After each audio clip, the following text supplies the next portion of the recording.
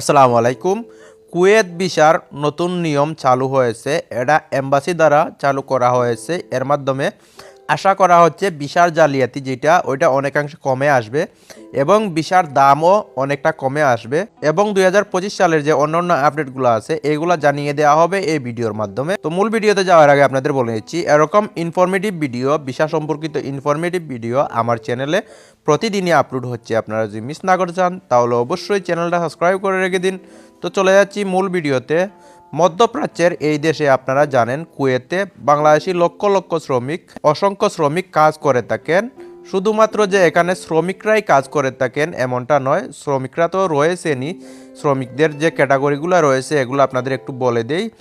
এখানে যেমন ধরুন কনস্ট্রাকশনের লেবার থেকে শুরু করে পরিচ্ছন্নতা কর্মী, বিভিন্ন ক্লিনার, হসপিটালের ক্লিনার, রাস্তার ক্লিনার সহ অন্য অন্য অনেক খাতে, অফিসে, শিক্ষা প্রতিষ্ঠানে, তারপর রয়েছে প্রকৌশলী সহ অন্যান্য বহুত কাজে কাজ করে থাকেন।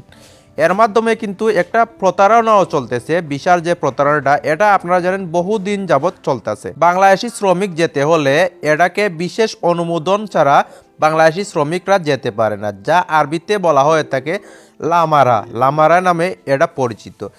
এই উচ্চ পর্যায়ের অনুমোদনের সুযোগটাকে কাজে লাগিয়ে বাংলাদেশি অনেক দালালরা এই সুযোগকে কাজে লাগিয়ে লক্ষ লক্ষ টাকা হাতিয়ে নিচ্ছে, যেখানে 3 থেকে 4 লক্ষ টাকা খরচ করে বাংলাদেশি কর্মীরা যাওয়ার কথা। এখানে বর্তমানে এটা দাঁড়িয়েছে 10 থেকে 12 লক্ষ টাকা পর্যন্ত নিয়ে নিচ্ছে এই সুযোগটাকে কাজে লাগিয়ে।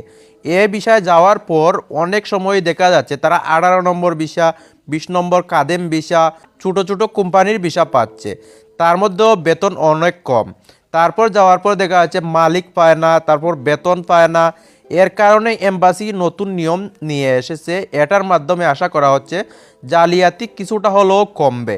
এই নিয়ম অনুযায়ী আপনাকে কুয়েতে যেতে হলে আপনার যে স্পন্সর রয়েছে অথবা কুয়েতি যে মালিক রয়েছে, কফিল রয়েছে, তাকে সরাসরি এম্বাসিতে গিয়ে বলতে হবে এই কর্মীটার আমার প্রয়োজন, তাহলে এই এম্বাসি থেকে ছাড়পত্র দেওয়া হবে। তাছাড়া আপনি যেতে পারবেন না বা ভিসাটা অনুমোদন হবে না। এর মাধ্যমে এম্বাসি আশা করতেছে যে জালিয়াতিটা আছে এটা অনেকাংশেই কমে যাবে এবং ভবিষ্যতে যদি ওই কর্মীর সমস্যা হয় তাহলে তার মালিক অথবা কফিল খুঁজে পাওয়া যাবে, যে স্পন্সর করেছে তাকে সহজেই খুঁজে পাওয়া যাবে, যেহেতু সে এম্বাসিতে এসে অনুমোদনটা নিয়েছে কর্মীর জন্য।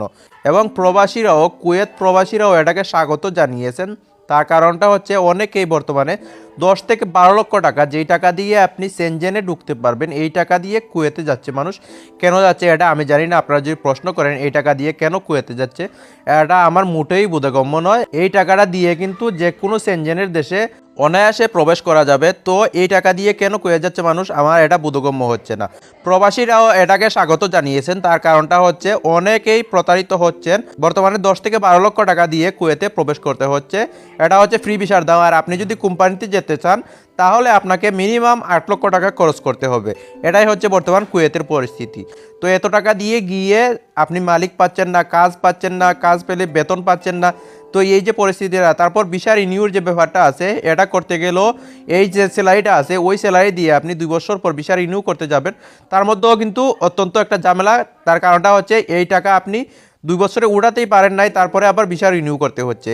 এর কারণে অনেকেই মনে করতেছেন, প্রবাসী সহ এম্বাসির কর্মকর্তারা বা অ্যাম্বাসেডর মনে করতেছেন এটা যদি করা যায় তাহলে, বর্তমান যে নিয়মটা নিয়ে আসা হয়েছে এটা যদি করা যায় তাহলে হয়তো যে জালিয়াতিটা এটা কিছুটা কমবে এবং ভিসার দাম কিছুটা কমানো সম্ভব হবে।